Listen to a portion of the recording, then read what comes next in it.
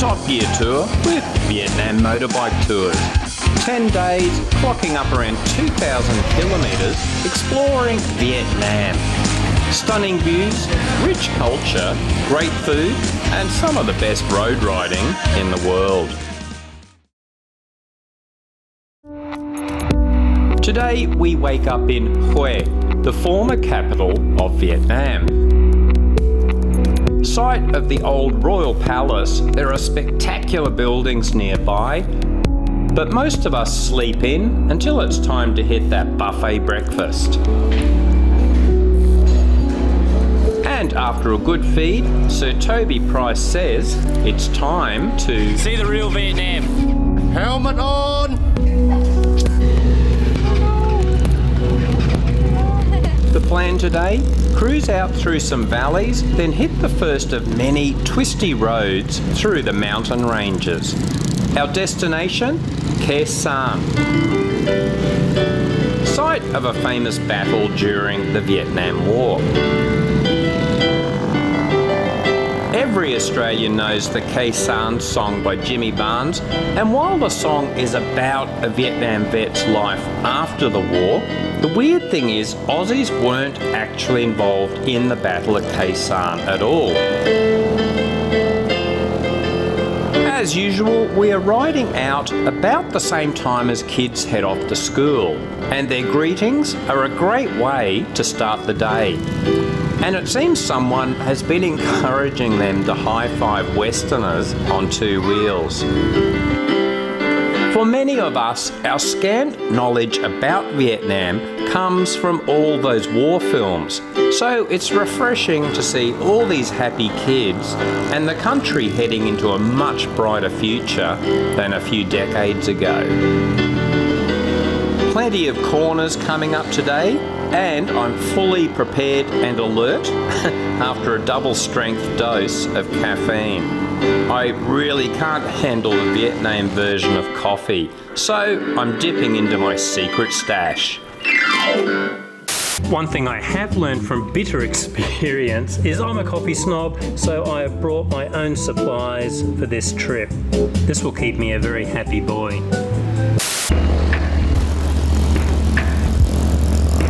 The views are brilliant through these mountain passes, but of course the helmet cam fails to really capture it. And we barely got to put up the drone at all here, so you'll just have to take my word for it how amazing the scenery is here. It's enough to make you want to dance, Vietnam style.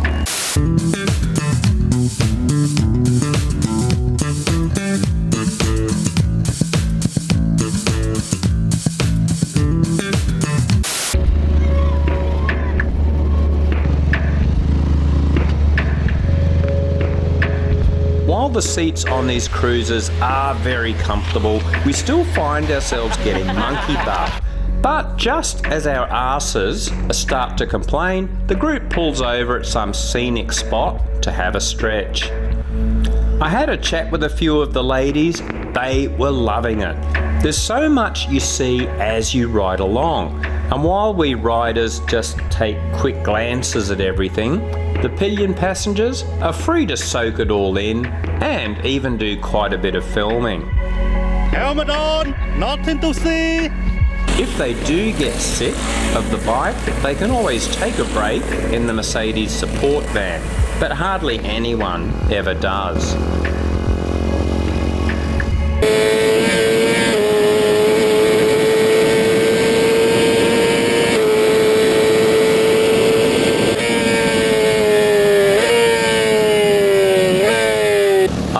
Problem.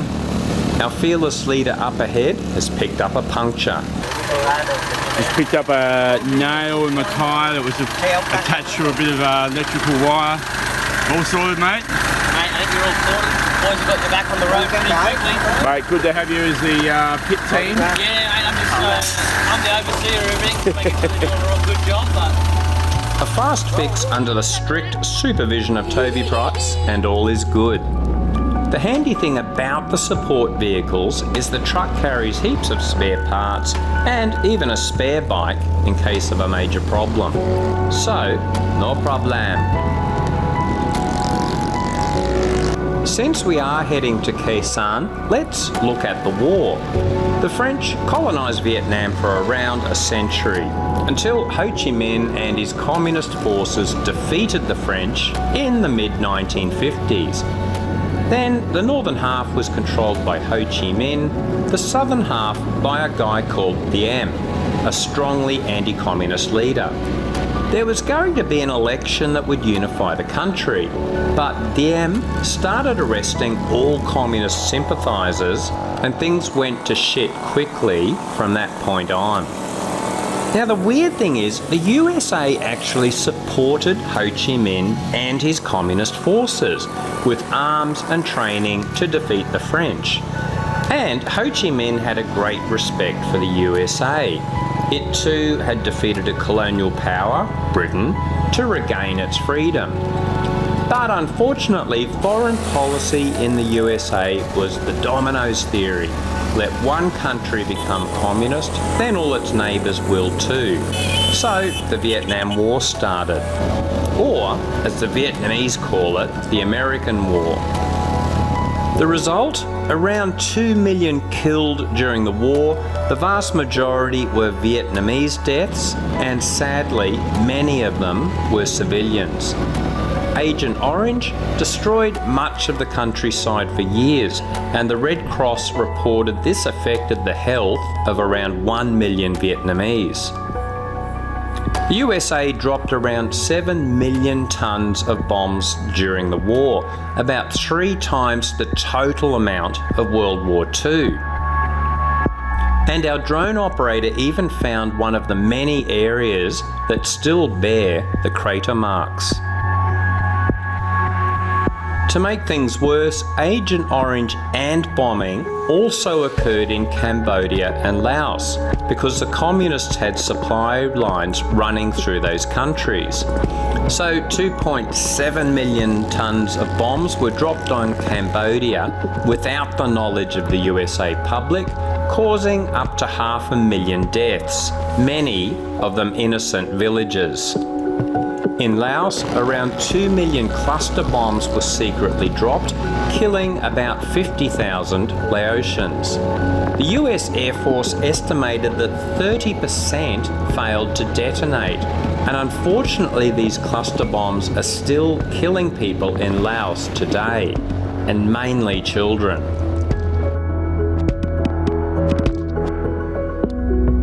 So here we are, Khe Sanh.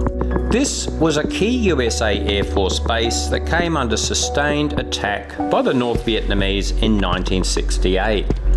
Much of the Vietnam War centred around guerrilla warfare, but this was one of those times it was a sustained siege over 6 months.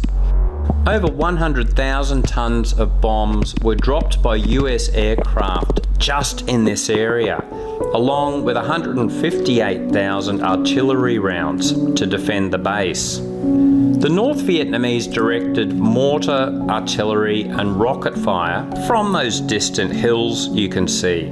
Eventually, US reinforcements broke through and an evacuation was organised. A lot of equipment was destroyed or removed, but as you can see, some was still left behind. American commanders considered the defence of Khe Sanh a success, but shortly after the siege was lifted, the decision was made to dismantle the base rather than risk similar battles in the future.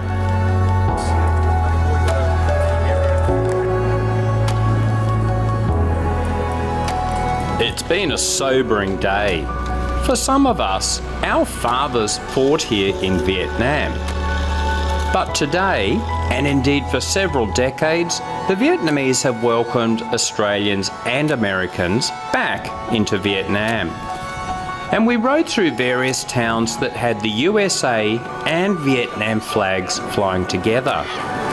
As we rode into our hotel, all the kids from the school next door were keen to say hi and have an impromptu soccer match.